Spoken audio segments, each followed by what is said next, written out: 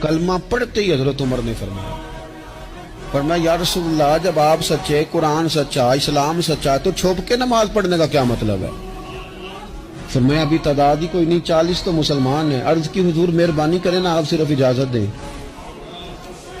20 لوگوں کی صفیں بنا دی گئیں، ایک صف کے آگے حضرت عمر ہیں، ایک صف کے آگے حضرت امیر حمزہ ہیں۔